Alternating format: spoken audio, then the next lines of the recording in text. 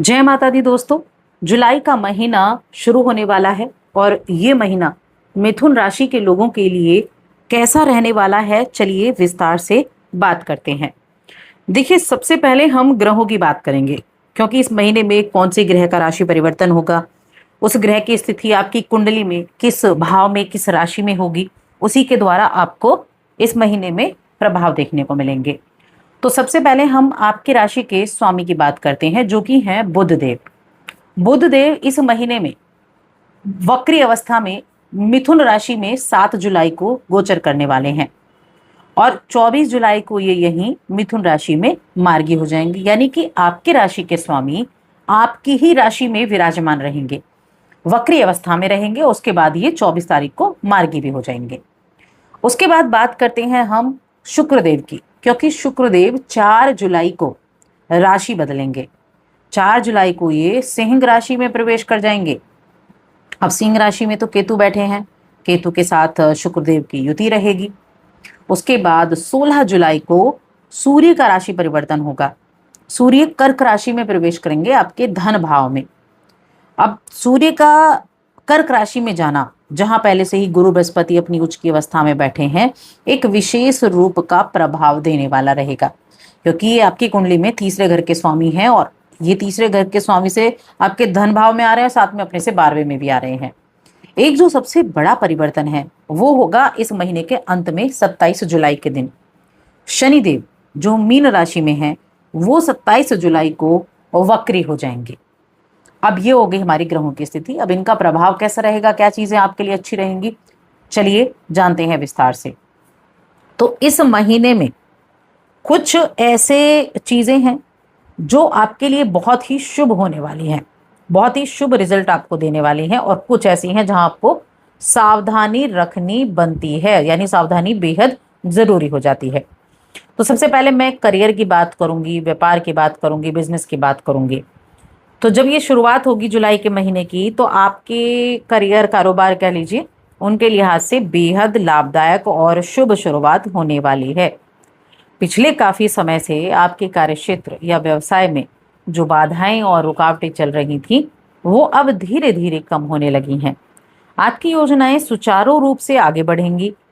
जो काम लंबे समय से अटके हुए थे या फिर जिन प्रोजेक्ट्स पर बात नहीं बन पा रही थी, अब आप देखेंगे कि वे आपके थोड़े से और प्रयास करने से ही पूरे हो गए हैं। तब आपको खुशी भी होगी। और देखिए, जो इस राशि के जातक है ना, नौकरी करते हैं, तो नौकरी पेशा लोगों को इस महीने अपने काम करने के तरीके में थोड़ा सा बदलाव लाना चाहिए, थोड़ा सुधार लेकर आना चाहिए। हमेशा एक चीज रखें ध्यान में कि समय की मांग क्या है।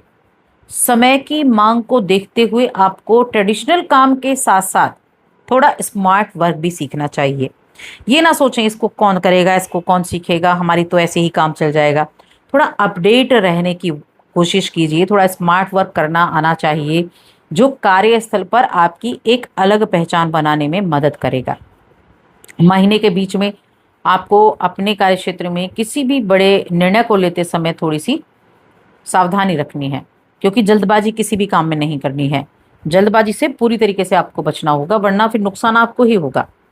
तो इसलिए थोड़ा ध्यान रखें, क्योंकि आप तो अपने काम से जुड़े हैं, लेकिन आपके आसपास कैसे लोग हैं ये आप नहीं जानते। कुछ आपके विरोधी हैं, कुछ आपके गुप्त शत्रु हैं, कुछ ऐसे लोग भी हैं जो पीठ पीछे सोचते हैं आपको गिराने के बारे में, नीचा दिखाने के बारे में, आपके काम को बाधित करने के बारे में सोच विचार करते हैं। तो इसीलिए बस अपने काम पर ध्यान रखें। हालांकि आप इस चीज़ को लेकर बहुत ज़्यादा अलर्ट रहेंगे, या कहें तो थोड़ी चतुराई, थोड़ी कूटनीति ये आप दिखाएंगे, ताकि आप उनके उस जो एक उन्होंने एक चक्रव्यूह तैयार किया ना, उसमें आप ना फंस सकें। तो अपनी रणनीतियों पर काम करें। व्यापारी लोगों को तो खासतौर से अपनी रणनीतियों पर काम करना होगा। और इस दौरान अगर आप जमीन, मकान, किसी अचल संपत्ति से जुड़ा कोई निर्णय लेने जा रहे हैं, तो उसे बहुत सोच समझकर अनुभवी लोगों की सलाह के बाद ही आप लें, क्योंकि ऐसा जब आप कोई बड़ा डिसीजन लेते हैं तो उसके लिए बहुत ज़्यादा आपको सोच विचार करके काम करना होगा। फाइनेंशियली अगर देखें हम, तो मैं कहूँगी फाइनेंशियली रूप से तो ये महीना बहुत शानदार होने वाला है। पहली तो यहाँ पॉजिटिव चीज़ ये है कि आपकी राशि के स्वामी आपकी राशि में बैठे हैं, बेशक वो वक्री हैं, और मार्गी 24 तारीख को होंगे। दूसरा, आपके जो धन भाव है, धन भाव में गुरु जो धन के कारक हैं वो उच्च की अवस्था में है। 16 तारीख को यहाँ सूर्य भी आ जाएंगे जो कि उच्च की अवस्था में होंगे। तीसरे भाव में शुक्रदेव पहुंचने वाले हैं जो पंचम के स्वामी हैं। तो कुछ चीजें ऐसी हैं जो महीने की शुरुआत से ही ना आपको अलग अलग और अलग तरीके के स्रोतों से आर्थिक फायदा होने का योग पहुंचाने लगेंगे, जिससे आपका बैंक बैलेंस बढ़ेगा। कहीं रुका पैसा वो मिल सकता है, कोई पुराना इन्वेस्टमेंट आपने किया वो आपको लाभ दे सकता है। तो किसी भी तरीके से लेकिन लाभ की उम्मीदें बनती हुई दिखाई दे रही हैं। व्यापार के द्वारा भी आपके लिए धन लाभ की अच्छे लाभ दिखाई दे रहे हैं। अब इस दौरान सुख सुविधाओं में खर्चा भी होता दिख रहा है। कुछ होता है ना कि हम कुछ तो खर्चा करते हैं, कुछ हम दिखावे के चक्कर में खर्चा कर देते हैं। यही चीज़ आपको थोड़ा सा ध्यान देनी है। ठीक है, आप दिखावा करना चाहते हैं लेकिन उसको इतना ना करें कि वो आपकी जेब पर भारी पड़ जाए। तो दैहिक ऊर्जा और धन का सही प्रबंधन करके चलना होगा। भविष्य के लिए बड़ी बचत करने में तभी कामयाबी मिलेगी। अब रिलेशनशिप की बात करते हैं। प्रेम जीवन, वैवाहिक जीवन, इनके लिहाज से देखा जाए तो ये महीना सुखद रहेगा, सुकून भरा वाला रहेगा। प्रेम संबंध में कोई तनाव चल रहा था, गलतफहमी चल रही थी, तो उसमें सुधार देखने को मिलेगा। कोई आपकी महिला मित्र, उसकी मदद से कुछ पुरानी गलतियों को सुधारेंगे, कुछ दूरियों को खत्म कर पाएंगे। तो रिश्तों में आप नयापन देख सकते हैं। विवाहित लोगों के लिए गृहस्थ जीवन काफी अच्छा दिखाई दे रहा है और हर छोटी बड़ी परिस्थिति में आपको अपने जीवन साथी का भरपूर सहयोग मिलेगा, उनका सपोर्ट मिलेगा, जिससे तालमेल आपका बनेगा, संबंध मजबूत होगा। हाँ, एक चीज़ ध्यान रखें कि आपके जो अपने निजी जीवन या पारिवारिक मामलों में ना किसी भी बाहरी व्यक्ति की दखल अंदाजी बिल्कुल ना होने दें। कोई व्यक्ति अगर आपके परिवार की बातों में बोलता है, आपके पार्टनर के साथ बातों में कोई बोलता है, तो वहाँ चीज़ें आपके लिए काफ़ी नेगेटिव रिजल्ट देने वाले हो जाएंगे, बने बनाए काम बिगड़ जाएंगे। तो अपनों के साथ बैठकर शांति से बातचीत करें, घर की शांति को बनाए रखें, रचनात्मक कार्यों में आप समय लगाएं, ये ध्यान रखें। आपकी हेल्थ के बारे में जान लेते हैं।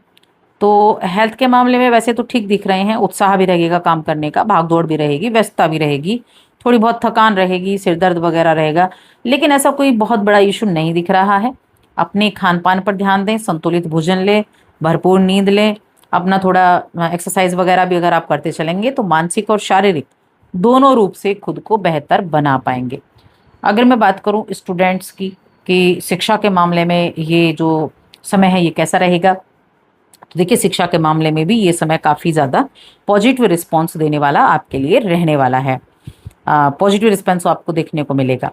उपाय क्या कर सकते हैं, क्या उपाय आपके लिए सबसे अच्छा रहने वाला है? तो हनुमान जी की पूजा अर्चना करें, और अगर आप किसी तरह की दिक्कत परेशानी से जूझ रहे हैं तो बजरंग बाण का पाठ भी आप कर सकते हैं। बाकी देखिए आप भगवान गणेश की आराधना और उनको दूर्वा चढ़ाना ये आप कंटिन्यू रखेंगे तो अच्छा रहेगा।